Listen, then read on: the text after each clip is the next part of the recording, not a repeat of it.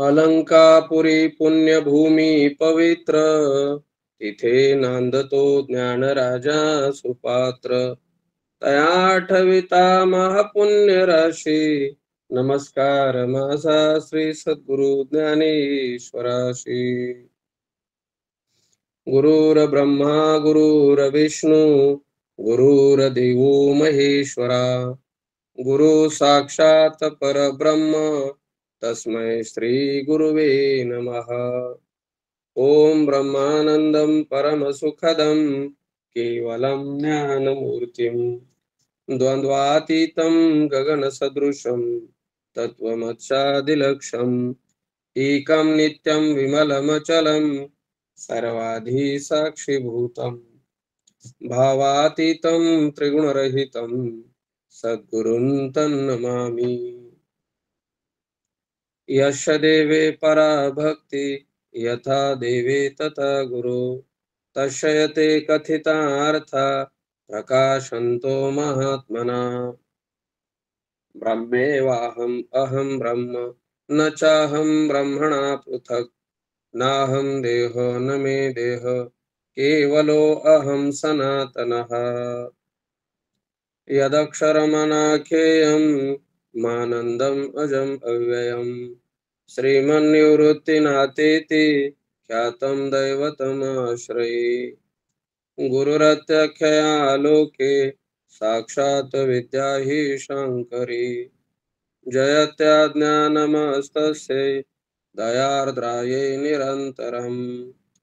सार्धं केन च कषार्धं शिवयोः समरूपिणोः, ज्ञातुं न शक्यते लग्न मिथि द्वैतछलानुः.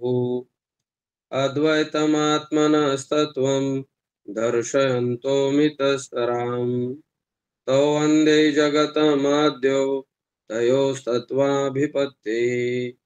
मूलायाग्राय मध्याय मूलमध्याग्रमूर्तये, क्षीणाग्रमूलमध्याय नमः पूर्णाय शम्भवे. परं ब्रह्म परं धाम सच्चिदानन्दविग्रहम्, ज्ञानेश्वर इति ख्यातं प्रणमामि गुरुं परम्. जयन्ति शिष्यबुद्धिस्ता ज्ञानध्वान्तदिवाकरः, रङ्गनाथ महाराज ब्रह्माभ्यासपरायणः. कुंडलीकवरदा हरिविठ्ठल, श्री ज्ञानदेव तुकाराम, पंढरीनाथ भगवान की जय. माऊली ज्ञानेश्वर महाराज की जय. जगद्गुरु श्री संत तुकाराम महाराज की जय. शांती ब्रह्म श्री संत एकनाथ महाराज की जय. सद्गुरुनाथ भगवान की जय. जय हरी सर्वांना. मला जरा खात्री करा, आपली 5व्या प्रकरणातली 1 नंबरची ओवीलाच आपण आलोत ना? हो बाबा, आता सुरुवात आहे. हा, सुरुवात. बस तेवढेच मला कन्फर्म करायचं होतं. ठीक. प्रकरण 5वं, सच्चिदानंद पदत्रयी विवरण असं त्या प्रकरणाचं हेडिंग आहे. असो. सत्ता प्रकाश सुख या तिही तिउने लेख, जैसे विखपनेची विख विखा नाही. सत्ता प्रकाश सुख या तिही तेउने लेख, जैसे विकपनेची विक विखा नाही. अर्थ, सत्ता प्रकाश आणि सुख. एक मिनिट महाराज, एक मिनिट. सर्वांनी ध्यानात घ्या. आता जर असं आता मंदाकिनी ताई विक्षेप नका टाकू कुठंच, कारण पुन्हा वापस माईक चालू व्हायला हवा. नाही तर मग आमच्याकडे ते टीव्ही रिमोट सारखं आहे की तुम्हाला नुसतं पाठ ऐकायला भेटेल. ते रेकॉर्ड व्हायला आले आणि ते रेकॉर्डवर टाकायला मग कट करावं लागतं सगळं. तेवढं कट पेस्ट करीत बसावं लागतं आणि विक्षेप होतो, ओघ संपतो सगळा महाराजांचा सांगण्यात. माईक आणि कॅमेरे बंद करा. राऊत सर, माईक आणि कॅमेरा बंद करा सगळे.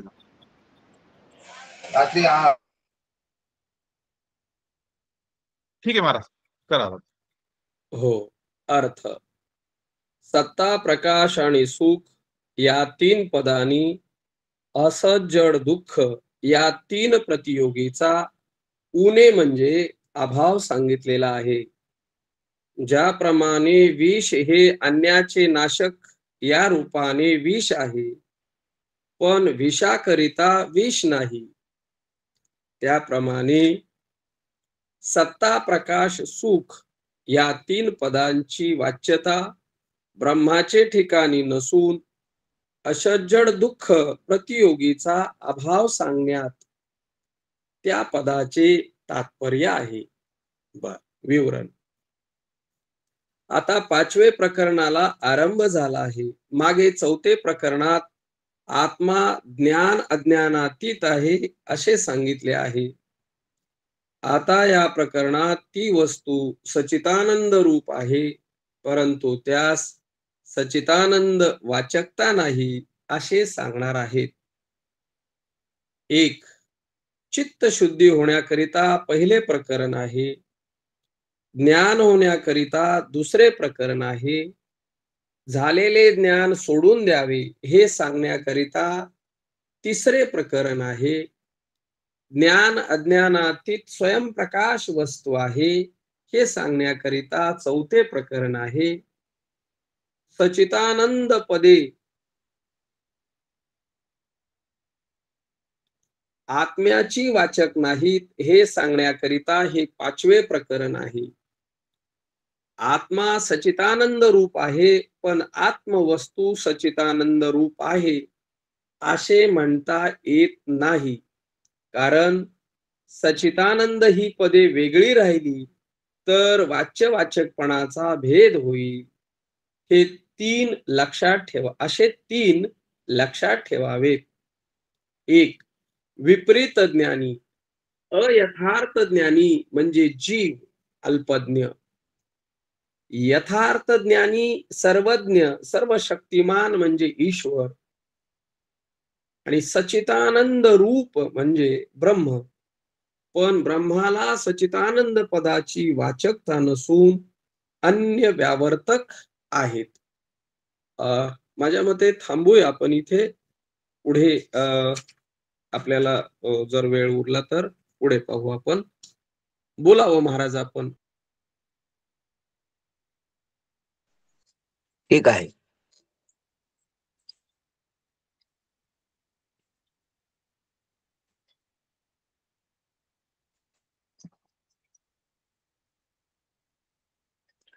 अमृतानुभव प्रकरण 5वे. अमृतानुभवाचं 5वं प्रकरण आता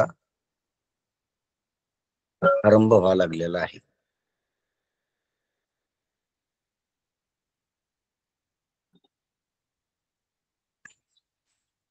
सत्ता, प्रकाश, सुख या तिही ती उणे लेख, जैसे विकपणेची विख विखा नाही. सत्ता, प्रकाश, सुख या तिही ती उणे लेख, जैसे विकपणेची विख विखा नाही. काय काय आवश्यक आहे का?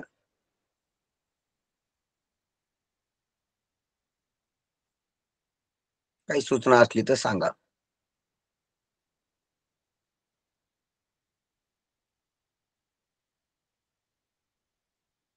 ज्ञानोबाराय आतापर्यंत अमृतानुभवाचं अनुवादात्मक कथन सहज त्यांच्या मुखातून आपल्या सद्गुरूच्या आज्ञेनं जो अनुभव आहे, सद्गुरूच्याच महावाक्यानं सद्गुरूच्या सानिध्यात आलेला अनुभव, असलेला अनुभव सद्गुरूच्याच आज्ञेनं अनुवाद करतात.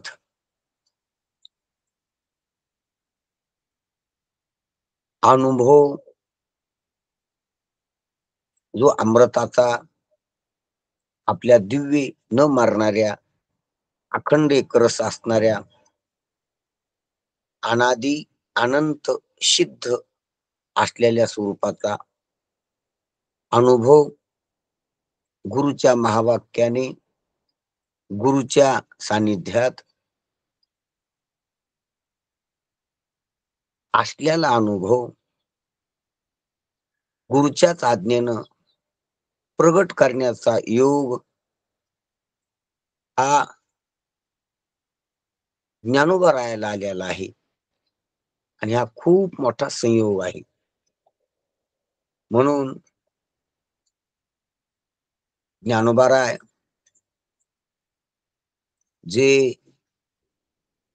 बोलायला लागलेले आहेत तर ती पूर्ण आज्ञाच आहे.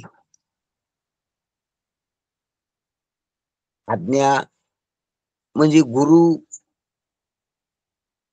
गुरुचा निरोप, गुरुचा आदेश.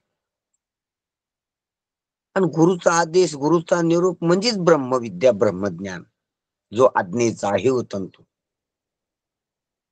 आज्ञा शब्दाचे पारिभाषिक रीतीनं दोन अर्थ आपल्याला इथं लक्षात येतात, की गुरुचा आदेश आणि ब्रह्मविद्या.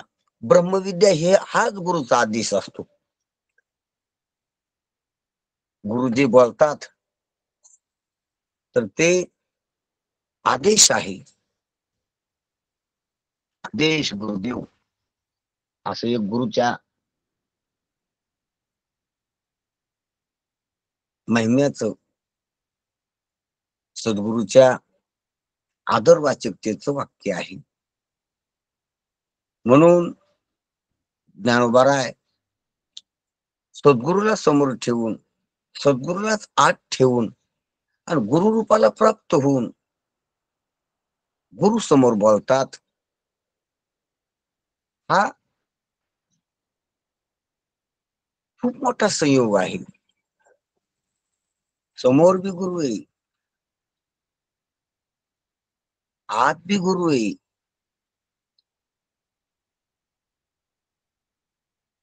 आणि अनुभव बी गुरुचाच आहे. आणि गुरुरूपाला प्राप्त झालेली आहेत. आणि गुरुच्या आज्ञेनं गुरुलाच बोलतात.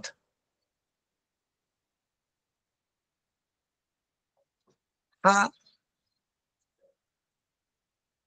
खरा गुरुच्या सेवेचा योग आहे. एवढी परिपूर्ण सेवा गुरुची पुन्हा कुठल्याही प्रकारची नाही. सर्व गुरुच आहे.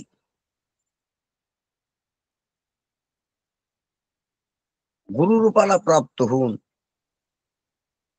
गुरु समोर गुरुच्या आज्ञेनं, गुरुच्या महावाक्यानं आलेला गुरुत्वाचा, गुरु स्वरूपाचा अनुभव गुरु विद्येनं बोलणं, हा याच्या एवढा सोहळा, याच्या इतकं चांगलं काहीच नसतं. हेच चांगलं आहे. बरोबर पण जास्त ते हेच आहे. ही जीवनमुक्ती आहे. असा व्यवहार होणं ही जीवनमुक्ती आहे.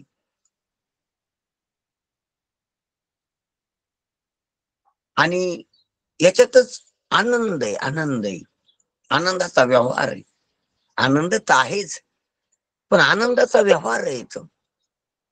आनंदाचा आस्वाद आहे, उपभोग आहे, आनंदाचा अनुवाद आहे, आनंदाची देवघेव आहे. पुन्हा दुसऱ्या सोबत सुद्धा आनंद कोंदाटाला मागे पुढे, सुखाचे व्यवहारी सुखलाभ झाला. हे तो वैयक्तिक आहे. आणि आनंद कोंदाटाला मागे पुढे,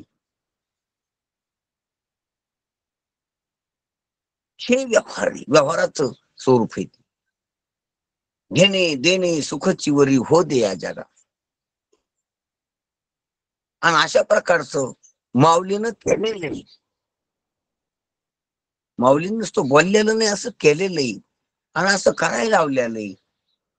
आणि असंच व्यवहार असंच करा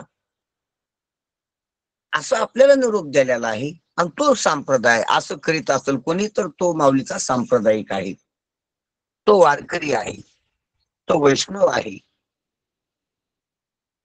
तो माऊलीचा अनुयायी आहे, तो या गुरु परंपरेतला आहे, जो अशा ग्रंथांचा आश्रय करून आपल्या सुखाला प्राप्त होऊन पुन्हा ते सुख अनुवादित करतो. आणि याच्यापेक्षा काही हेतू नाही पुन्हा जगाला काही ह्या करण्याचा. पुन्हा दुसरा हेतू असल्यावर हा संसार ठरत असतो. याच्यासाठीच हे करायचं, हेच गाणे गा तुम्ही, हेच गाणे गा. हे करायचं ते याच्यासाठीच. देवाची आचाडी आळवावे देवा, जसं तुकोबाराय म्हणतात. हे कशासाठी नाही करायचं, हे दक्षिणासाठी नाही करायचं, हे मानासाठी नाही करायचं, हे मिळवायसाठी नाही करायचं. याच्यातच सर्व, तुका म्हणे सर्व सुख येथे आहे. भ्रांती दूर पाहे सारून या. भ्रांती दूर सरतीच याच्यात, कारण भ्रांतीच राहत नाही. अनुभव अनुवादित झाल्यावर कशी भ्रांती राहील? अनुभव जोपर्यंत कानावर येत नाही तोपर्यंतच भ्रांती टिकत असते. त्याशी संतांचे अनुभवयुक्त शब्द, अनुभव सांगणारे शब्द आणि सहज वाणी, सोपी वाणी जर कानावर पडली तर भ्रांतीच राहत नाही. भ्रांतीच राहत नाही. जयाचे वाक्य वजिवडे झाले चित्त निधडे, ब्रह्माचे निपाडी निशंक होई. भ्रांतीपासून हिरतली गुरुवाक्ये मन धुतली, मग आत्मस्वरूपी घातली हरवली. हे शब्द कानावर पडली काय कशी राहील भ्रांती? औषधाला जरी पाहिजे असली भ्रांती, प्रसादाला ठेवायची असली तरी राहणार नाही, कारण निभ्रांतांचे शब्द येते. हे जसा सूर्य उदयाल्यावर अंधार ठेवता येत नाही, काही पर्याय नाही अंधार ठेवणाराला. मुठीत ठेवता येत नाही, रस्त्याला ठेवता येत नाही, खाण्याकोपऱ्यात ठेवता येत नाही. ते जसं सूर्याचं वैभव आहे, तसं संतांची वाणी जर कानावर पडली, ज्याच्या कानावर पडली, ज्याच्या मनात गेली, त्याच्या मनात भ्रांती राहणं शक्य नाही. पण त्यानं ती वाणी जर सामोरा गेला वाणीला तर त्या, म्हणून तशी संतांची ज्ञानोबरायची वाणी आपल्याकडं गंगेसारखी आलेली. गंगा अंगावर आल्यावर जसं बिगर अंघोळीचा राहत नाही तो, अशुद्ध राहत नाही तो, अपवित्र राहत नाही तो, विटाळलेला राहत नाही तो गंगा अंगावर वाहून गेल्यावर, त्याप्रमाणेच आहे ही ज्ञान गंगा आहे. म्हणून ज्ञानोबरायाने शब्द चलिला ही ज्ञानगंगा असे. त्या शब्दात त्यांचा अनुभव वाहत आलेला आहे आणि तो आपला बी अनुभव आहे. असं नाही की तो ज्ञानोबरायाचाच अनुभव, तो सर्वांचा अनुभव आहे. आणि सर्वांचा अनुभव असल्यामुळे फक्त तो आपल्याला अनुभवावर आरूढ करायला कारणीभूत होतो, ठरतो. तर ज्ञानोबराय किती जरी बोलले असते आणि आपला तो अनुभव नसता, आपलं ते स्वरूप नसतं, तर मग आपला ज्ञानोबरायाचा कुठंच संबंध जुळला नसता.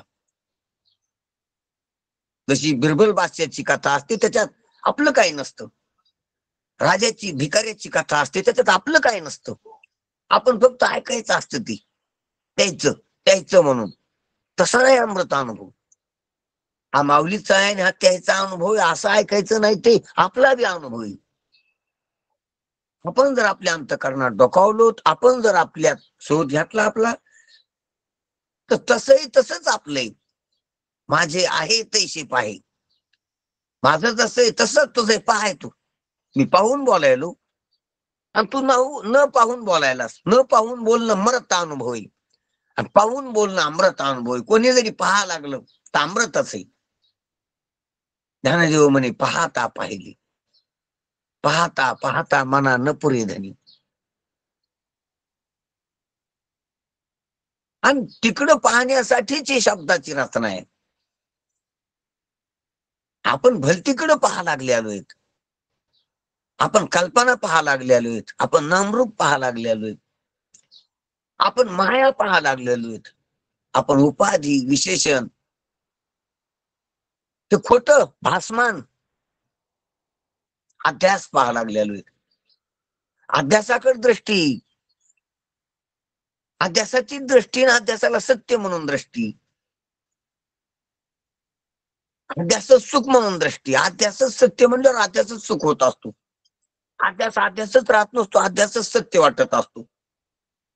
आणि अध्यास सत्य वाटल्यावर दुसरं सत्य नाही वाटत असते. ही दिशाभूली आहे. अध्यासाला सत्य म्हणून पाहिल्यावर पुन्हा सत्याचा शोध थांबतो. सत्य हेच आहे, जगत सत्य. नास्तिकाचा सत्याचा शोध का बंद आहे? तर याला सत्य म्हणतात, पण दुसरं कशाला सत्य सांग पाहतो. पुन्हा जगत सत्य म्हणून सत्याचा शोध थांबतो. सत्य मानलं आपण एखादं की सत्याचा शोध थांबतो. सत्याचा शोध थांबणं म्हणजे पारमार्थ थांबणं. म्हणून परोक्ष ज्ञानी पारमार्थ करीत असतो, कारण की त्याला हे सत्य वाटत नाही, दुसरं काहीतरी सत्य आहे असं त्याला परोक्ष ज्ञान होतं. मग या सत्याबद्दल संशय येतो.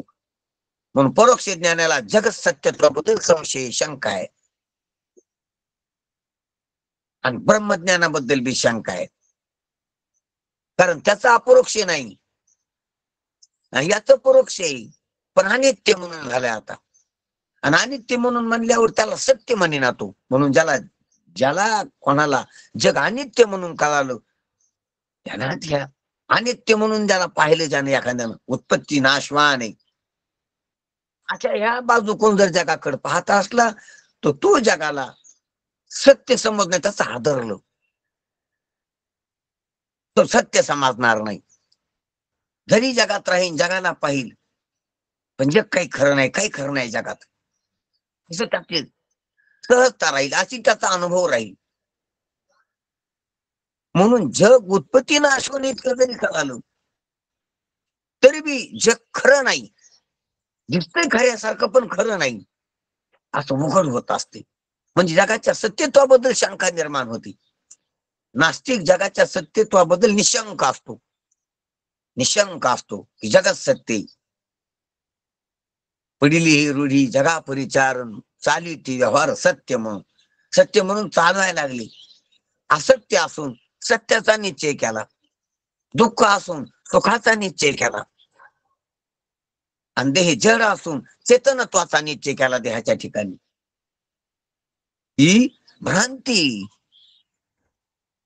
आणि ही भ्रांती अनादी काळाची, अनेक देहामध्ये या भ्रांतीचा व्यवहार झालेला आहे, या भ्रांतीप्रमाणे व्यवहार झालेला आहे. कुत्र्यात या भ्रांतीप्रमाणेच व्यवहार आहे की जग सत्य आहे, जगातच विषयात आनंद आहे, आणि हा देह चेतन आहे. आणि हा भ्रम तिथं तुटू शकत नाही, कारण हा भ्रम आणि नित्यानित्याच्या विवेकानं आदरत असतो. आत्मा अनात्म विवेकानं थोडा दूर जात असतो,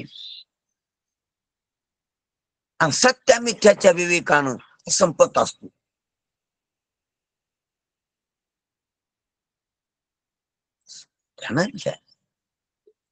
म्हणून नित्यानित्य हे विवेक वैराग्याला उत्पन्न करतय. हा विवेक वैराग्याला उत्पन्न करतो. वैराग्य येत आत्मविवेक हा त्यापासून वेगळं आपलं स्वरूप आहे. हा संसाराला दूर करण्याला कारणीभूत ठरतो. हा विवेक एकटं राहण्याला कारणीभूत ठरतो. आणि सत्यामिथ्याचा विवेक आहे, हा बाधित करण्याला कारणीभूत ठरतो. म्हणून ध्यानात घेऊ की नित्यानित्य हा प्रथम विवेक आहे. आत्मनात्म, आत्म अनात्म हा मध्यम विवेक आहे. आणि सत्य मिथ्ये हा अंतिम विवेक आहे, ज्याचं बोधात रूपांतर होते. सत्य मिथ्या कळालं की तो बोध. आत्मनात्म कळालं की तो विवेक. नित्य अनित्य कळाले की ते वैराग्य. म्हणून ह्या गोष्टी संतांचं बोलणं आणि आपला अनुभव जर समरस झाला तर लक्षात येतात. आणि म्हणून तो जगाला सत्य समजत नाही, त्याची भ्रांती जाते. ह्या एवढ्या गोष्टी जर कळाल्या तर भ्रांतीच राहू शकत नाही. भ्रांतीपासून हिरतली, गुरुवाक्य म्हणत होतली, आणि मग आत्मस्वरूपी घातली हरवण्या. काय आत्मस्वरूपी घातली की मनाबद्दलचं बोलणे. भ्रांतीपासून हरितली काय मन, मनाला भ्रांतीपासून हिसकावून घेतलं, हिरावून घेतलं. भ्रांतीच्याच नादी नाही राहिलं, भ्रांतीच समोहित नाही झालं, भ्रांतीच समरस नाही झालं, भ्रांताच्या भ्रांतीतच नाही मिसळलं. हेच हिरावून घेतलं त्या भ्रांताकडून, त्या लोकांकडून. धनधारा पुत्र जन बंधू सोयरे पिसून, याच्याकडून हिरावून घेतलं. यायच्या नादी नाही लावलं, लोकांच्या नादी नाही ठेवलं मन. मन लोकांच्या नादी ठेवायचं का नाही ठेवायचं ह्याच्या त्याच्या मनावर. लोकात धन मान पद प्रतिष्ठा भेटत असते, आणि त्या लालचीनं लोकांच्या हवाली मन करतो आपण. त्याच्या ताब्यात देतो आपलं मन, त्याची भीड राखतो आपल्या मनानं, त्याच्यात मिसळतो त्यांना. हे भ्रांतीपासून भ्रांतीत शिरणे, भ्रांतीत मिसळणे, भ्रांतांच्या भ्रांतीत मिसळणे. आणि भ्रांतीपासून हिरवले म्हणजे भ्रांतापासून हिरावून घेतलं म्हणून. भ्रांतात भ्रांतीच असते आणि त्या भ्रांतीपासून हिरावून घेतलं. त्याच्याप्रमाणे नाही व्यवहार केला, त्याचं नाही मानलं, ते म्हणते त्याच्या विरुद्ध व्यवहार केला, विरुद्ध निश्चय केला, लोकांच्या विरुद्ध निश्चय. ऊर्ध्वमुखे आळविला सोहम शब्दाचा नाद. ऊर्ध्वमुखानं, ऊर्ध्वगती, अधोगती नाही. लोकांच्या मनाप्रमाणे आपलं मन चलविणं ही अधोगती. आणि भ्रांतांच्या विरुद्ध निश्चय करणं, विरुद्ध समजूत करणं, विरुद्ध विचार करणं, ते हिरावून घेणं येते ह्याच्यापासून. आपलं मन त्याच्या संग नाही वाहू द्यायचं. लोक म्हणते तसं नाही. हे पहा, जनप्रवाह वेगळा आहे आणि संत प्रवाह वेगळा आहे. साधू संत गेली आनंदी राहिली ती ऊर्ध्व मार्ग आहे, आणि लोक चालली ती अधोगती. अधोगती जन लोक हे माया प्रवाहात, वासनेच्या प्रवाहात, विषयाकड, अधोगतीकडे व्हायला लागली, दुःखाकडे व्हायला लागलेली, दुःखाकडे चाललेला मार्ग घेऊ.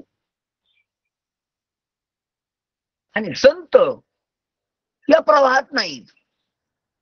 मग आपण कोणाची, आपण लोकांची म्हणून क्रांतीच व्हा नाही. आणि आपण लोकांना टाळणं. ध्यानात घ्या, पूर्व पक्षी धातू धिकारिले जन स्वय जनार्दन तेची झाली. पूर्व पक्षी धातू आणि जन यांच्या भिडात नाही, ते धिकारायला पाहिजे. आणि हे जर धिकारलं तर आपण भ्रांतीतून वाचतो. त्या लोकप्रवाहाची भ्रांती खूप मोठी. कारण लोक अनेक प्रकारचे आहेत. त्याच्यात कोणी श्रीमंत आहेत, कोणी शिकलेले आहेत, कोणी विद्वान आहेत, कोणी प्रसिद्ध आहेत, कोणी कलाकार आहेत, कोणी चमत्कारिक आहेत, कोणापाशी काही शक्ती आहेत, काही काही काही बाई प्रत्येकापासून ती जगातलंच आहे. आणि ते आपल्याला धडात पाडीत असते. की काही बाई असलेलं त्याच्यापाशी जर आपण आपल्या जागेवर स्थित नसतो, परिपूर्ण नसतो, तर आपल्याला ती वावीत असते, डगमगीत असते. ते आपल्याला त्याचं करीत असते. म्हणून आपण त्याचं होऊ नाही, संतांचं व्हावं. म्हणून आपण संताकडे मुख असावं आपलं. संताकडे जर मुख असलं आपलं तर आपण या जनप्रवाहात लोकांपाशी काय काय काय काय कोणापाशी वैभव आहे, काय काय कोणापाशी शक्ती आहेत, काय काय कोणापाशी कला आहेत, काय काय कोणापाशी विद्या आहेत, काय काय कोणापाशी रिद्धी सिद्धी, काय काय कोणाला मान भेटलाय, काय काय कोणाला पद भेटलंय, काय काय कोणाची प्रसिद्धी, याच्यात वाहत नाहीत. जन तरी पाहे गुंतले प्रपंच, हे सर्व प्रपंचात आहे. त्याच्यापाशी काय आहे हे पहा. आमचे गुरुवारी परमपूज्य बापूराव महाराज सांगत असतात, पुढं समोर आला माणूस त्याच्यापाशी प्रकृतीतलं काय हे नाही पाहिलं पाहिजे. प्रकृतीतला मूर्खपणा आहे का त्याच्याकडे हे पाहिलं पाहिजे. महत्वाचा मुद्दा आहे, अत्यंत महत्वाचा. त्याच्यापाशी सोनं किती, त्याच्यापाशी धन किती, त्याच्यापाशी सौंदर्य किती, त्याच्यापाशी कला किती, त्याच्यापाशी विद्या किती, पाठांतर किती, त्याला लोक किती मानतात, त्याला पद काय, त्याची प्रतिष्ठा काय, त्याच्यापाशी शक्त्या काय, त्याच्यापाशी रिद्या सिद्ध्या काय, हे सर्व माईक आहेत. येल ते माईक. त्याच्यापाशी मूर्खपणा आहे का नाही हे पाहिलं पाहिजे. त्याच्यापाशी अविवेक आहे का विवेक आहे, त्याच्यापाशी वैराग्य आहे का लोभी, त्याच्यापाशी दृष्टी आहे का ज्ञानाची का तो आंधळा आहे. त्या अत्यंत महत्वाच्या गोष्टीत आपल्या कामाच्या आहेत, त्या पाहिल्या पाहिजे. आणि त्याच्या सहित मूर्खपणा सहित त्याच्यापाशी काय काय हे पाहिलं नाही पाहिजे. फक्त मूर्ख आहे, त्याच्या सहित मूर्ख आहे, धनासहित मूर्ख, मानासहित मूर्ख, पदासहित मूर्ख, कलेसहित मूर्ख, पाठांतरासहित मूर्ख. आणि मूर्ख असल्यावर ते आपल्या कामाचा नाही. मूर्ख असल्यावर त्याचं आकर्षण नसतो नाही. अहो ताटात दूध वाहिलेलं का खीर आहे का मिष्टान्न हे नाही पाहिलं पाहिजे, त्याच्यात विष हे पाहिलं पाहिजे.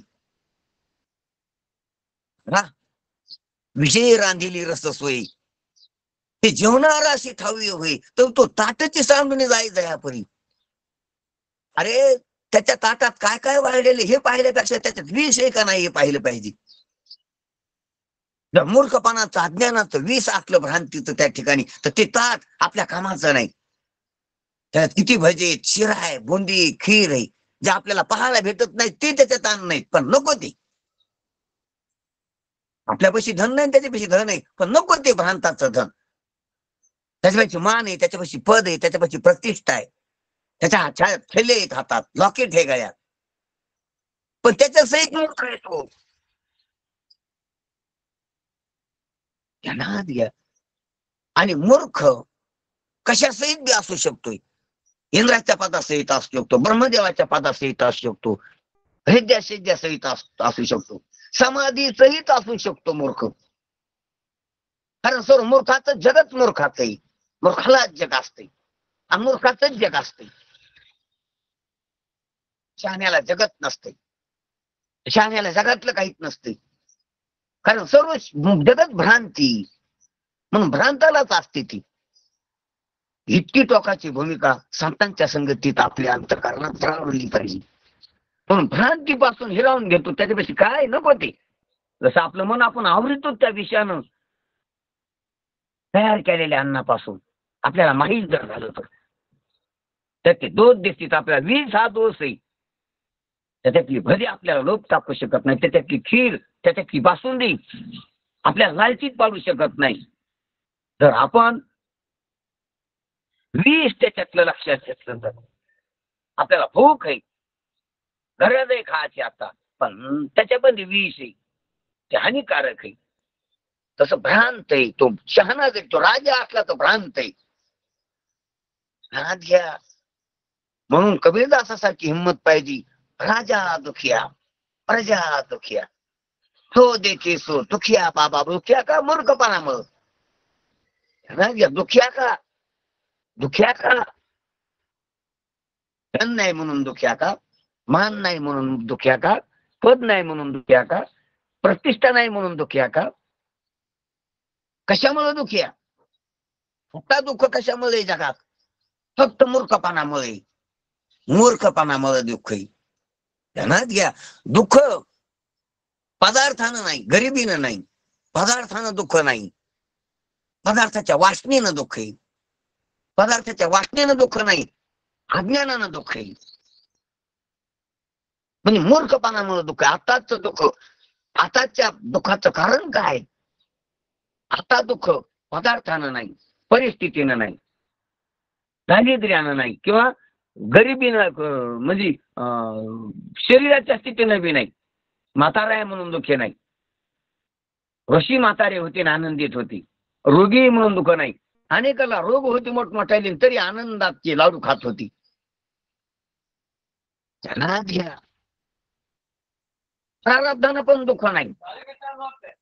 त्यांना घ्या. कारण प्रारब्धाचा संबंधच नाही. देहनो मात्र प्रारब्ध. प्रारब्ध देहाच्या माथ्यावरून तू देहाचा झालास ना, म्हणून प्रारब्धानं दुःख वाटायला. दुःख आता प्रारब्ध प्राप्ताला खरं समजल्यामुळे, आणि ते खरं समजणं अज्ञानाने, मूर्खपणाने. म्हणून मूर्खपणानं दुःखी कोणी बी. स्वप्नात जे आपण दुःखी असतो त्याची त्याच्या गरिबीमुळे का, तिथालच्या रोगामुळे का, तिथालच्या परिस्थितीमुळे का, तिथालच्या अपमानामुळे का. स्वप्नात दुःखी कशामुळं? फक्त स्वप्नाला सत्य समजतो झोपेमुळे, त्याच्यामुळे, बाकीच्या कारणामुळे नाही. स्वप्नात जो कोणी दुःखी, कारण बाकीचे कारण ठरत नाहीत ना. कारण ठरते त्याला सत्य समजणं, हेच कारण आहे. कारणाचं कारण आहे, मुख्य कारण आहे. त्याला सत्य समजतो आणि त्याला सत्य समजतो झोपेमुळे. ती झोप इथलची व्यावहारिक स्थिती त्याची राजा आहे हे कळू देत नाही. राजा स्वप्नात दुःखी आहे कशामुळं? गरिबीमुळे का, परिस्थितीमुळे का? राजा स्वप्नात दुःखी, राजा निज मंदिरी आणि स्वप्ने होऊन भिकारी. जे पाहतो तसं तर ते सत्य समजतो म्हणून दुःखी. तसं आपण तसेच आहे, आनंद स्वरूप आहोत, फक्त आपल्याला लक्षात नाही. म्हणून भ्रांतीपासून आपण हिरावून घ्यायचं असलं तर अंतःकरण घेता येतं आपल्याला. भ्रांतीपासून हिरतली गुरुवाक्यानं मन धुता येतं आपल्याला. आणि आत्मस्वरूपात ते मन घालता येतं आपल्याला. हरवून म्हणजे त्याला बाधित करून, हरवून म्हणजे त्याला नाही समजून. ते मनच नाही. वाया मन हे नाव मनाचे नाही, तो मनोरूपी पटू फाटे. ते मनच नाही, मग होतो देव मनाचाची. म्हणून तुका म्हणे मन मुरे मग जे उरे तेच तू. म्हणून अशा प्रकारानं आपण आपल्याला आवरू शकतो. आणि असं जर आवरलं तर निश्चितच आपल्याला साधू संतांच्या ग्रंथांचा फायदा होईल. की ते काय फायदा होईल, आपण काय विषय पाहू लागलो की संतांच्या शब्दानं आपली दृष्टी अंतर्मुख होऊन ती दृष्टी आपल्याकडे, आपली दृष्टी जाती. अत्यंत महत्वाचं आहे. लोकांच्या शब्दानं आपली दृष्टी दुसऱ्याकडे जाते, संतांचे शब्द आपली दृष्टी आपल्याकडे घालतात. म्हणून ज्ञानोबा म्हणतात संतांचे शब्द म्हणजे आरसा आहे. आपलं तोंड आपल्याला दाखवणारा आरसा आहे. संत आरसा आहे. बाकीच्या वस्तू त्याच दिसतात आणि तिकडेच दृष्टी नेतात. पहा, आरसा दृष्टी सुरुवातीला घेतो पण दृष्टीला दृष्टी वापस देतो. आणि बाकीच्या वस्तू दृष्टी घेतात आणि वापस देत नाही, तिकडे दृष्टी रोवून बसते वासनेनं, भोगासक्त होते. बाकीच्या वस्तू तर आरशात काय फरक आहे पाहण्यात? बाकीच्या वस्तू घेतात आणि देत नाहीत. आणि आरसा घेतो ना घेतो की देतो. आरसा शिवी न शिवी ते दृष्टीची दृष्टी पाहावी. आरशाकडे दृष्टी गेली नाही गेली की वापस दृष्टीकडे दृष्टी येते. दृष्टत्वाकडे, आपल्या साक्षीत्वाकडे, आपल्या स्वरूपाकडे दृष्टी वापस येते. म्हणून आपलं मन संतांना द्यावा, तन मन धन. कारण की संत आपला आपल्याला देतील आणि जगातलं सर्व टाकू येते. बाकीचे घेते तर देत नाहीत, चोरून नेते तर देत नाहीत, काही वापस देत नाहीत. वापस द्यासाठी नेतच नाहीत ती. त्यांना घ्या तसे 5 विषय घेतेच म्हणून वापस देत नाहीत. तिकडेच मन फसतय, अडकतय. तसा चिखलात फेकलेला चेंडू वापस येत नाही, तिकडेच फसून बसतो. त्यांच्या सांग ना, हरीचा चेंडू पाण्यात गेला कसा? पाण्यात गेलेला चेंडू वापस कसा येईन उफाळी मारीन? हा, तो असा मैदानात फळीवर इकडे टाकला तर वापस येतो, भिंतीला हल्ला तर वापस येईल. चिखलात पाण्यात गेलेला चेंडू रंगून बसतो तिकडं, वापस येत नाही. तो कृष्णाला जाऊन आणावा लागतो. ध्यानात घ्या, त्याप्रमाणेच आहे, तो आणावा लागतो वापस. तसं लोकातून मन आणावं लागतंय, वैराग्यानं, विवेकानं, साधन संपत्तीनं, क्षमदामानं आणावं लागतं वापस ती. घ्याच्या गोष्टींचं. आणि इकडं मन संताकडे गेलं की संत अवधान घेते, तरी अवधान ऐकले देते, मग सर्व सुखाची पात्र होईल. लगेच आपल्याला मन वापस देते. संत फक्त दुसऱ्याकडे मन जाऊ नये म्हणून आपल्याकडे मागतील. संताला मन पाहिजे नाही आपलं, ते दुसरीकडे वाहलं आपलं आपल्याला भेटाना, म्हणून ते म्हणते आम्हाला द्या. आणि आम्हाला दिले की तिकडे वापस लगेच पाठवतात ते. असो आपला विषय विस्तारित व्हायला, सांगायचं तात्पर्य असा संतांचा महिमा आहे. आणि असं प्रक्रिया करणार ग्रंथ ज्ञानोबरायाच्या मुखातून आलेला आहे की जो कोणी अमृत अनुभव पाहिल त्याची त्याला भेट होईल. तसा जो कोणी आरसा पाहिल त्याचं त्याला दर्शन होईल. त्याचे डोळे त्याला पाहते ना, अशी आरशात व्यवस्था आहे. तसं जो कोणी अमृत अनुभवाकडे पाहिल, ज्ञानोबरायाच्या ह्या अनुवादाकडे पाहिल, ज्ञानोबरायांच्या शब्दाकडे पाहिल, त्याला तो कळण, त्याची दृष्टी त्याच्याकडे वळण, त्याची उर्फाची दृष्टी होईल. उर्फाच्या दृष्टीचं पाहणं त्याला कळण, ऊर्ध्वमुखानं कसं पाहायचं त्याला कळण, आलायचं कसं त्याला कळण. ही लीला, ही कला, ही युक्ती, ते कौशल्य साधू संतांनी ग्रंथामध्ये केलेले. आणि तसे ग्रंथ आपण पाहणं आवश्यक आहे. म्हणून अमृत अनुभवासारखं चिंतन आपण करायला लागलो, ही बी खूप चांगली गोष्ट आहे. ब्रह्मीभूत रंगनाथ गुरुजींच्या शब्दाशी आपण समरस व्हायला लागलो, ते शब्द ऐकायची आपल्याला इच्छा झाली, त्या शब्दाचा आपण ताण घ्यायला लागलो. जे मुक्ता ते निर्धारिता लाभे आपलीच मुक्तता. म्हणून महाराज आतापर्यंत ज्ञानोबारायानं जो अमृत अनुभव सांगितला ती त्यांची सहज वाणी आहे, संत वाणी आहे, प्रसादिक वाणी आहे, कल्याणाची वाणी. आली मुखावाटे अमृत वसनी. साधू संतांच्या मुखावाटे जे शब्द येत असतात त्याच्या सर्वांगातून जे बाहेर येते, त्याच्या हातातून, त्याच्या पायातून, त्याच्या डोळ्यातून, त्याच्या रूपातून, त्याच्या चेहऱ्यातून, त्याच्या भावनेतून, त्यांच्या संकल्पनेतून, त्यांच्या विवेकातून जे जे काही बाहेर येतं ते जनकल्याणाचं असतंय. कारण ते चालते ज्ञानाचे बिंब, अवयव ते सुखाचे कोंब, असा त्यांचं जीवन असतंय. म्हणून त्यांच्याकडून जे जे येईल त्याचे भिसाड शब्द सुखे म्हणून येते वेद. पाठ केल्याला कोणी जर वेद बोल लागला तर ते वेद नाहीत, ध्यानात घ्या. आणि भिसाड शब्द वेद आहेत. तुकोबरायाची गांधळ भाषा वेद आहे. आणि शास्त्रशुद्ध रीतीने पाठ करून जे बडबडत होते ते वेद नव्हते. रेडा बोलन ते वेद आहे. ब्राह्मणाच्या पाठ आहेत ते वेद नव्हते. रेडा बोलल्याला वेद आहे. रेड्या कोण दृष्ट्या त्याने केल्या, रेड्यानं कोणाकोण दृष्टी नाही केली. रेड्यांचं प्रेरित होतं, रेड्याचं ज्ञानोबरायाचं होतं ते. कारण ज्ञाना बोलू लागला, ज्ञाना नावाचा रेडा बोलू लागला. नावाला काय करता, रूपाला काय करता वाढच्या. ध्यानात घ्या, त्या अनुभवाचं होतं, ते स्वयंमेव होतं, तो ज्ञानाचा कोरटा होता. पाठ शुद्ध नेम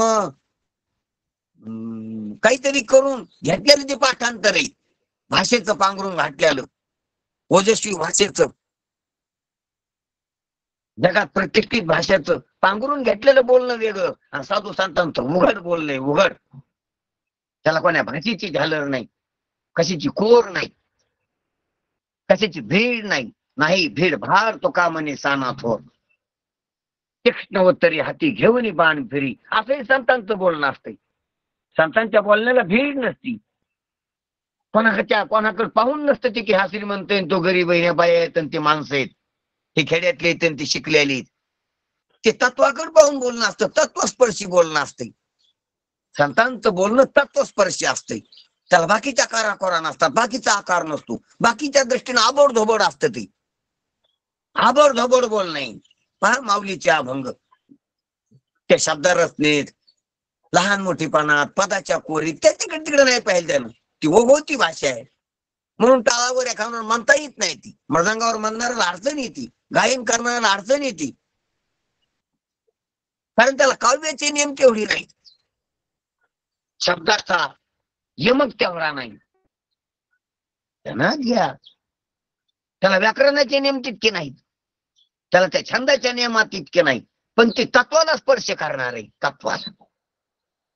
असो, म्हणून अशा प्रकारची ज्ञानोबरायाची जी अनुभवाची अमृतवाणी आहे, तर ती अमृतवाणी आपण आतापर्यंत पाहायला लागलो. तर आज ज्ञानोबराय आतापर्यंत शिवशक्ती समावेश नमस्कार केला, वंदन केलं, सद्गुरूला वंदन केलं आणि सद्गुरूच्या उपकारातून पार पाडण्यासाठी वाचारोन्मोचन केलं, वाचारून परिहार केला आणि पहा ईश्वराची उपासना केली, शिवशक्तीची, गुरुची सेवा केली दुसऱ्या प्रकरणात, आणि गुरुकडून तर तोमसी महावाक्याचा उपदेश झाला.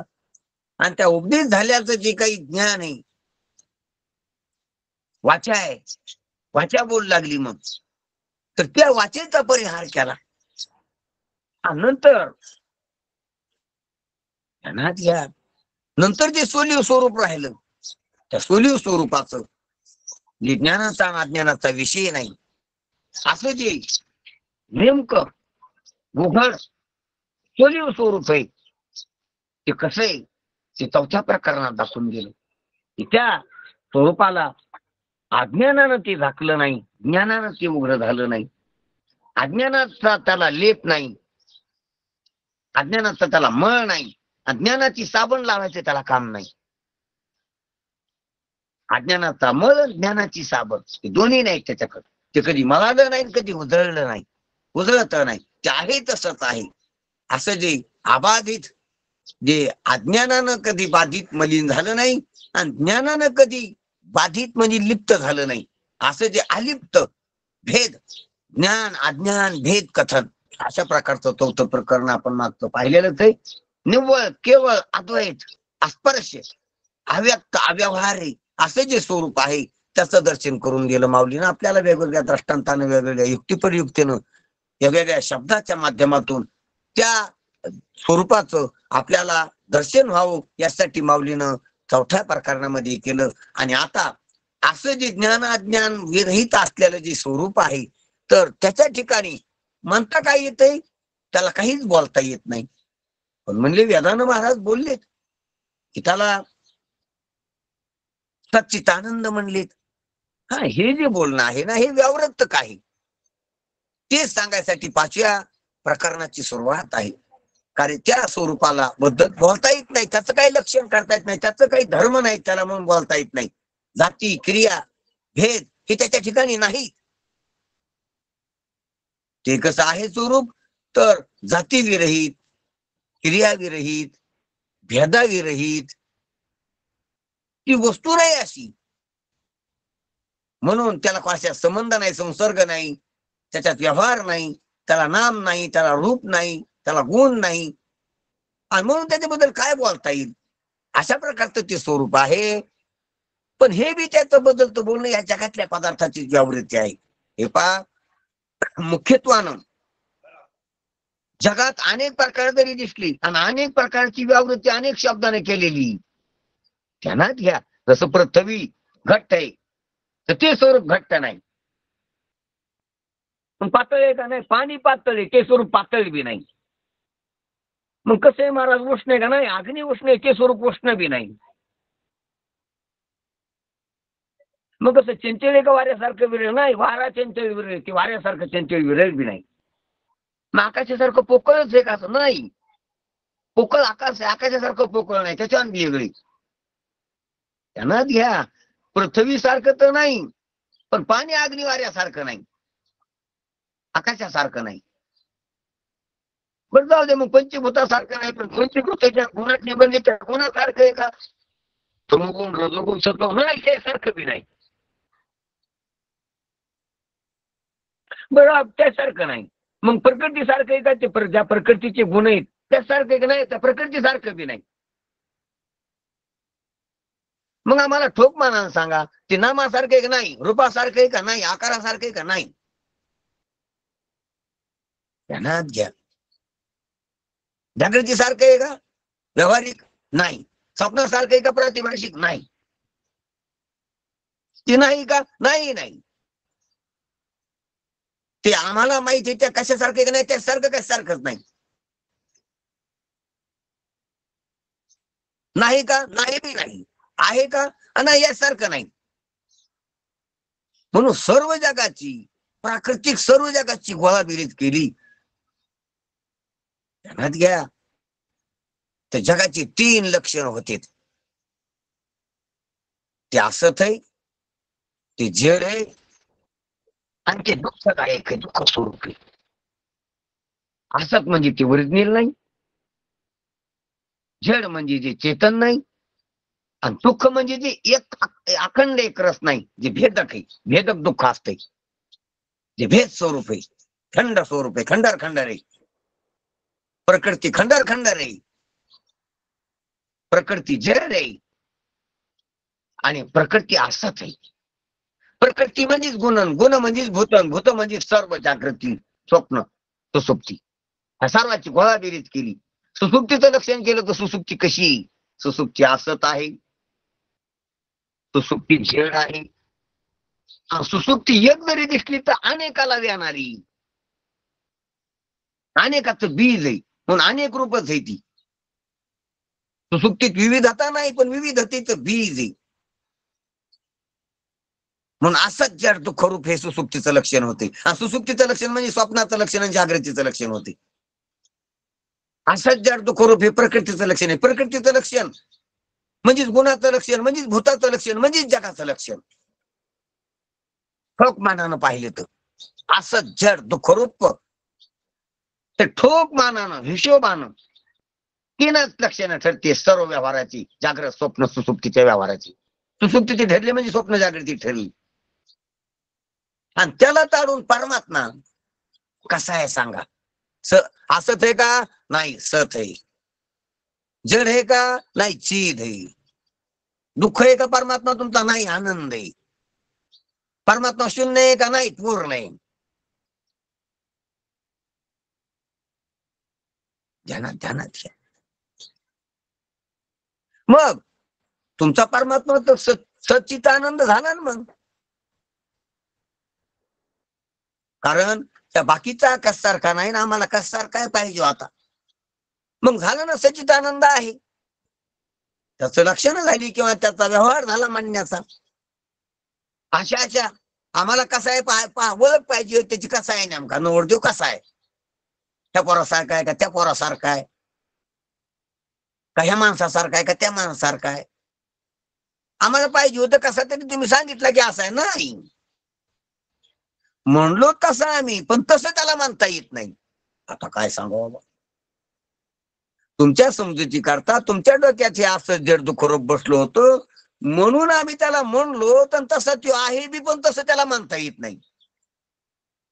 जरा अतिसूक्ष्म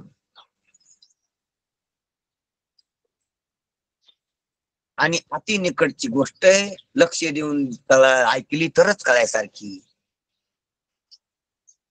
आम्ही त्याला सच्चिदानंद म्हणतो, शास्त्र त्याला सच्चिदानंद मध्ये वेरवी, वेदानं त्याला सच्चिदानंद परिभाषा जरी केली असली तर ती आपल्या समजुतीसाठी केली. त्याला सच्चिदानंद मानता येत नाही. तर सच्चिदानंद आहे पण मानता येत नाही.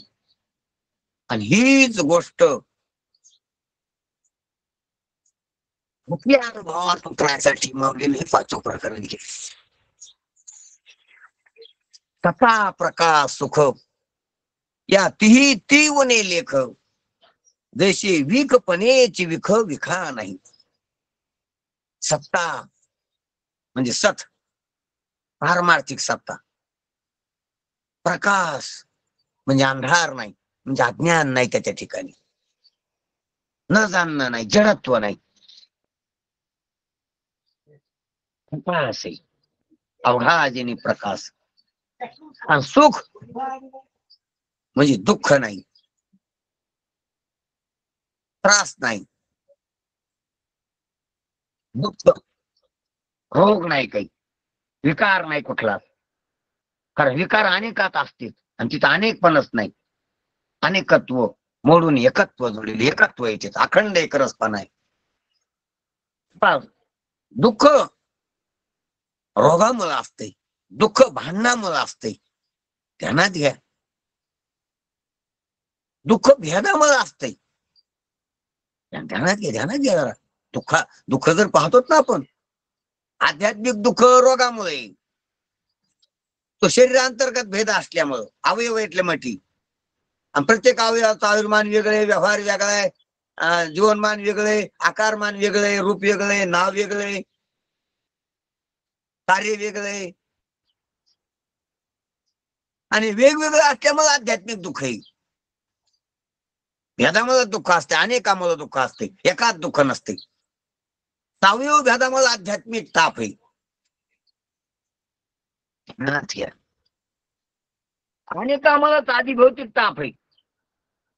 एक असतं तर कोणीच कोणाला त्रास द्यायला नसता. एक नाही ना, डास वेगळे, ढेकणं वेगळे, कुत्र वेगळे, सिंह वेगळा आहे, वाघ वेगळा आहे, लांडगा वेगळा आहे, चोर वेगळे, दुश्मन वेगळा आहे, बायको वेगळी, पोरं वेगळी, भाऊ वेगळे, शेजारी वेगळे, भावकी वेगळी, सोयरी वेगळी,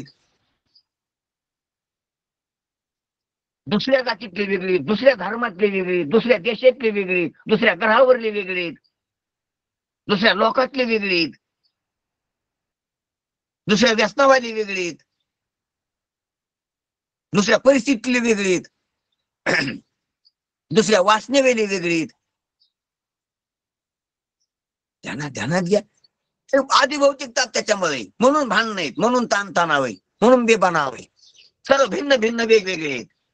व्यक्ती वेगळे आहेत, प्रकृती वेगळे आहेत, मन वेगळे आहेत, वासना वेगळ्या, व्यवहार वेगळा आहे, व्यसन वेगळी आहेत. आदिभौतिक त्रास आहे. सावयव भेदानं आध्यात्मिक ताप आहे. आणि मनाच्या भेदानं, व्यसनाच्या भेदानं, स्वभावाच्या भेदानं आदिभौतिक ताप आहे. आणि अधिदैविक ताप बी ह्या प्रारब्ध भेदाने, प्रारब्ध भेदानं व्यवहार भेदावलेला आहे. अध्यात्म काय आहे? प्रारब्ध भेदानं कस झालेला आहे. दैवता वेगळी, ध्यानात घ्या, इंद्रिय वेगळी, मन वेगळे, व्यवहार वेगळा दिसतो, ईश्वर वेगळा दिसतो, जीवपणा वेगळा दिसतो, म्हणून अधिदैव आहे. भेदामुळंच आहे, भेदामुळं. दैवता, इंद्रिय आणि विषय हे झालं इथालचा भेद इंद्रिय दृष्टीतला. ईश्वर, जीव आणि जग, प्रारब्ध, संचित आणि क्रियामान, जागृती, स्वप्न आणि सुसुप्ती, स्थूल, सूक्ष्म आणि कारण, कुंकुम हे भेद आहेत. त्या भेदामुळे दुःख आहे. ध्यानात घ्या, ध्यानात घ्या. एका आपण एका लक्षणाचं पाहा लागलो. आणि हा असा भेदानं भरलेले अनेकानं, म्हणून दुःखरूप आहे. जगात दुःखरूप आहे. हे दुःख कशामुळे? भेदा नाही, द्वैता नाही. आध्यात्मिक आधी भौतिक आध्यात्मिकही पाहिली आपण. भेदानं द्वैतानं दुःख आहे. ध्यानात घ्या. आणि जे सत्य समज नाही ह्या भेदाला, ते अज्ञाना नाही, अज्ञाना नाही. मग आणि जे अज्ञानानं सत्य समज नाही, भेदानं दुःख आहे, आणि स्वतःची सत्ता जी आहे ती नाही कळाली, म्हणून जग सत्य वाटायला लागली. म्हणून सत्ता याला सत्य समजलं, ते लपल्यामुळं याला चेतन समजलंय आपल्या चेतनत्वाचा साक्षात्कार झाकल्यामुळं. शरीराला चेतन, जगाला सत्य का समजलंय? आपलं सत्यत्व नाही लक्षात आल्यामुळं. शरीराला चेतन का समजलंय? माणूस तो जाणतो, तो कळतो, तो भोगितो, तो करताय बघताय का समजलंय? आपल्या चेतनत्वाचा अनुभव आपल्यामुळं. आणि याच्यात सुख का समजलंय? आपण सुखरूप आहे हे लक्षात न आल्यामुळं. म्हणून मग तुमचा परमात्मा सत्ता प्रकाश सुख आहे का? अहो, सत्ता प्रकाश स्वरूप आम्ही म्हणायलो, वेदानं सुद्धा सांगितलंय. पण वेदानं सांगितलंय, पण त्याची वाच्यता केली तर ती वाच्यता आपल्या अंतःकरणातला भ्रम जासाठी केलेली. त्यांना घ्या. महाराजांना सांगितलं की हे जे श्रुती मातेला सांगावं लागलं, वेद मातेला सांगावं लागलं, आपल्या अंतःकरणातला भ्रम निवृत्त करायसाठी, त्याला बोलायसाठी नाही. आणि हेच्या प्रकरणामध्ये महाराज ज्ञानोबाराय आपल्याला सविस्तर असा आपल्या गळी उतरून देणार आहेत की सत्ता प्रकाश सुख या तिही वने लेख, जशी विखपणेची विका नाही. ओळीचा आपण थोडा भाव पाहूया का मिनिटात, की सत्ता प्रकाश सुख हे जे 3 लक्षण आहेत, 3 स्वरूप आहेत परमात्म्याचे, 3 स्वरूपानं जे वर्णन आहे, तर हे परमात्म्याचं नाही, ते जग असत आहे, जड आहे, दुःखरूप आहे, अशी याची व्यावृत्ती करण्याची, याच्या जडपणाची व्यावृत्ती, याच्या सत्यपणाची व्यावृत्ती, याच्या सुखपणाची व्यावृत्ती करण्यासाठी सत्ता प्रकाश सुख किंवा सचितानंद असं वेदाला सांगावं लागले. म्हणजे ते की राणा माझ्याती परी अविद्या वर्गाची राती. ध्यानात घ्या, आपल्याला कळायसाठी वेदाला बोलावं लागलेली. ते की राणा माझ्याती हे ठीक आहे, त्याला नाम नाही, जात नाही, गुण नाही, रूप नाही, शब्द नाही तिथं. परंतु अविद्या वर्गाची रात्री, अविद्या वर्गाच्या रात्रीमध्ये जे स्वप्न पाहायला लागलेली तुम्ही आम्ही, त्या तुमच्या आमच्या करता श्रुतीला सांगावं लागलेली, म्हणून श्रुतीनं बोललेली.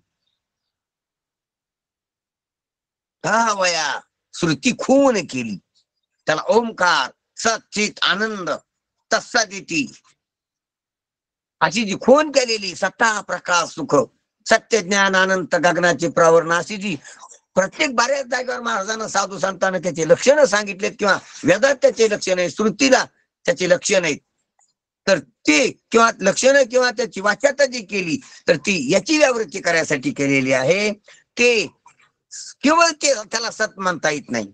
हा, जगाला जर तुम्ही पाहिलं तर मग जे का असत आहे ते सत्य, जग असत आहे. जगातल्या शरीराला तुम्ही चेतन म्हणले तर तेच जड आहे, तो परमात्मा चेतन आहे असं म्हणावं लागतं. जगात विषयात सुख आहे, सत्ता संपत्ती कलेश सुख आहे, किंवा समाधी झोपी सुख आहे असं म्हणलं तर ते सुख नाही. मग हे सुख आहे, ते मुर्दाड आहे, ते दुःख आहे, दुःखाचं बीज आहे. ध्यानात घ्या, अरे विषयात तर उघडच दुःख आहे, पदात प्रतिष्ठित मोठेपणात तर उघडच दुःख आहे, पण झोपेत दुःखाचा व्यवहार नसला तरी दुःखाचं बीज आहे, समाधीत सुखाचा व्यवहार असला तरी दुःखाचं बीज आहे. ध्यानात घ्या गोष्टी, म्हणून दुःखच आहे ती समाधी दुःख आहे, म्हणून समाधीचे सुख टाकावं वाळूनी. ध्यानात घ्या, का वाळून टाका, ते सुखच नाही, बीज आहे त्याच्यात दुःखाचं. दुःख बीज मिश्रित सुख आहे ती. काय काय काय दुःखाचं बीज मिसळल्यानं मिश्रित असलेलं सुख. ध्यानात घ्या, म्हणून ते सुद्धा वावळून टाका म्हणतात महाराज, त्याची खुरवंडी करा. असा हा कीर्तनात ब्रह्मानंद आहे, ह्या साधू संतांच्या ग्रंथात व्याख्यानात असा ब्रह्मानंद आहे बोलल्यात. म्हणून जैशी सत्ता प्रकाश सुख या तिही उणे लेख, म्हणजे या तिन्हीची व्यावृत्ती, तिन्हीचा निराश करण्यासाठी सत्ता प्रकाश सुखाची वाच्यता केलेली. म्हणजे परमात्मा दाखवायसाठी परमात्मा स्वरूपाची त्या वाच्यता नाही. जशी विखपणीची विखा नाही. परमात्मा दाखवायचा कोणाला? परमात्म्याबद्दल बोलायचं कोणाला? एकटाच आहे तिकडं. तिकडे जर पाहिलं तर हे काहीच नाही म्हणून बोलायचं काम नाही तिकडं. मौन नाही. सत्य आहे पण सत्याची वाच्यता नाही तिकडं. चिद आहे पण चिदाची वाच्यता नाही तिकडं. आनंद आहे पण आनंदाचा भोग नाही, व्यवहार नाही तिकडं. म्हणून तिकडे बोलणंच नाही, व्यवहार नाही, बोलणं नाही. स्वतःचा व्यवहार नाही, स्वतःची वाच्यता नाही तिकडं. लक्षाना करा, पण ते बी कळण्यासाठी तुम्हाला कळलं नाही म्हणून लक्षाना करायची. नाही तर तिकडे कळणं न कळणं बी दोन्ही नाही. तिकडं चिद आहे. कशामुळे म्हणायचं? त्या तुम्ही इकडे जडाला सत्य, जडाला जड म्हणायली म्हणून, जडाला आहे म्हणायली म्हणून. जर तिकडे तुम्ही तोंड केलं तर हे इकडे काहीच नाही. आणि हे नाही म्हणल्यावर त्याला चिद आहे पण चिदत्वाचा व्यवहार नाही. कशाला जाणीन? कोण जाणीन? कशाने जाणीन? आणि कोणाला कळून घ्यायचं, कोणाला का नाही कळायला? तिकडे काहीच नाही. कोण बंद आहे, कोणाला मोक्ष व्हायचा? म्हणून तिकडं चिद आहे पण चिदाचा व्यवहार नाही, चिदाची वाच्यता नाही. तिकडे आनंद आहे पण आनंदाचा भोग नाही. कोण भोगीन? कशानं भोगीन? कोण्या काळात, कोण्या देशात, कोण्या वस्तूचा भोग घेईन? तिकडे देश काल वस्तू नाहीत. तिकडे भोग्य आणि भोक्ता असा व्यवहार भेद नाही. म्हणून आनंद आहे पण आनंदाचा व्यवहार नाही, आनंदाची वाच्यता नाही. आनंद रूपताय. रूपताय तर म्हणेन कोण कोणला? म्हणून बोलणं नाही तिथं. पण हेच सांगायलीत महाराज, त्या तेही तिन्ही लेख फक्त ते लक्षात घेतल्यावर हे तिन्ही वाजा होतात. आणि हे तिन्ही वाजा झाल्यावर त्या तिन्हीला बोलायचं काम राहत नाही, व्यवहार राहत नाही. अखंड एक रस्ता होत असते. म्हणून ते सच्चिदानंदाची पद आहेत तर ते त्याला नाही तर ते ह्याच्यासाठी येतं. इतकंच सांगायचं. इकडे ते व्यवहारासाठी, ते त्याच्यासाठी नाहीत. म्हणून ते जैसे विकपणीची विखा नाही, हा द्रष्टांत्याला ती विख आहे. विखाला विख नाही. ध्यानात घ्या, ते मारक आहे दुसऱ्याला. म्हणून विखाला विख आहे का? नाही. मग विखाला काय आहे? अमृत आहे का? अमृत नाही, विख नाही विखाला. ते धावाचे अव्यवहार आहे. विखाचा व्यवहार, विखपणाचा व्यवहार विखाचा विखाच्या ठिकाणी होतो का? ते त्याला तारत का मारत विख? नाही नाही, त्याच्यासाठी काहीच नाही. इंचूला इंचू आहे का? तो त्याला कुरवालतो का? डंक करतो? त्याला तो नसतो. विस्त्याला पोळतो का? थंड लागतो? पोळतो का? नाही. मग थंड लागत नाही, पोळत नाही, व्यवहारच नाही. विस्त्या ठिकाणी व्यवहार नसतो. विस्तवाचा व्यवहार विस्तवाच्या ठिकाणी नसतो. तो दुसऱ्याला पोळण, दुसऱ्याला जाळीन, दुसऱ्याला दाखवीन. त्याचं प्रकाश स्वरूप आहे ते दुसऱ्याला दाखवीन.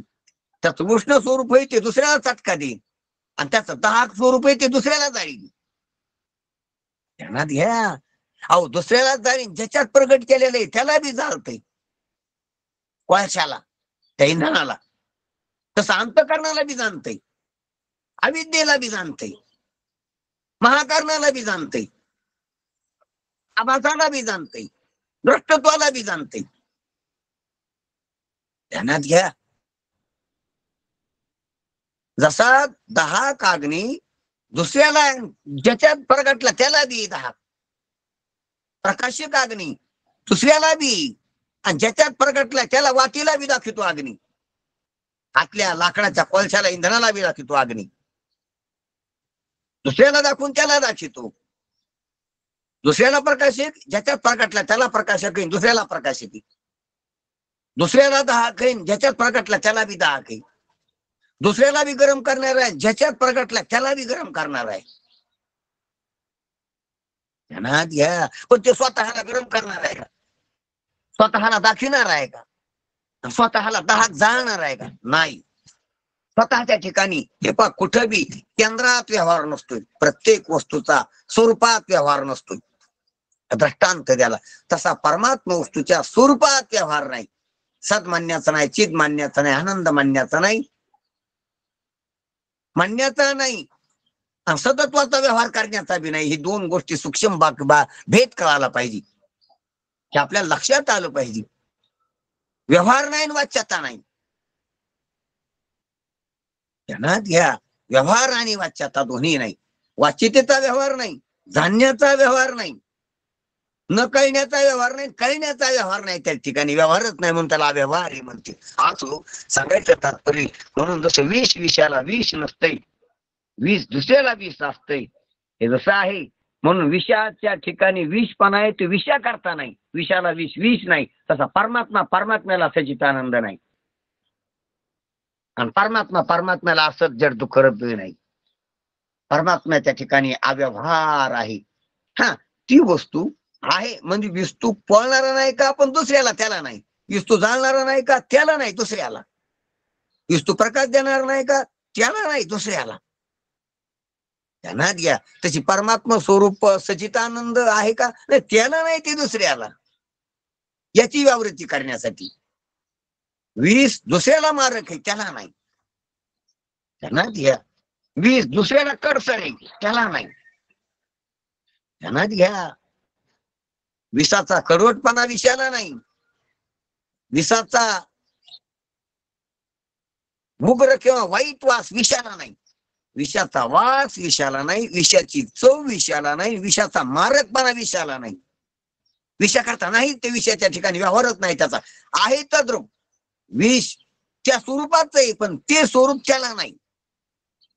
अत्यंत महत्वाची गोष्ट आहे. ही जर कळाली आपल्याला, म्हणून माऊलीनं कृपा करून या बाणीनं आपल्याला द्रष्टाचा विषयाचा दृष्टांत देऊन स्वरूप कसं आहे ते लक्षात आणून दिले. ते तुमचं आमचं स्वरूप आहे हे जर आपण लक्षात घेतलं तर निश्चितच आपली निश्चिंती लक्षात आल्याशिवाय आणि आपण अव्यवहारी स्थितीत अप्रगट अव्यक्त अव्यवहारी अव्यक्त निराकार नाही जे आकार असं आपल्याला लक्षात आल्या वाचून राहणार नाही. आणि असं माऊलीचं सहज बोलणं आहे ते आपण क्रमाक्रमानं पाहू. ठीक आहे, वेळ झालेला आहे, खूप वेळ झाला. धन्यवाद महाराज. जय हरी. ठीक आहे. जय हरी. जय हरी. रामकृष्ण हरी महाराज. हा, रामकृष्ण हरी. सर्व मंडळीला नमस्कार. जय हरी. जय हरी बाबा. रामकृष्ण हरी.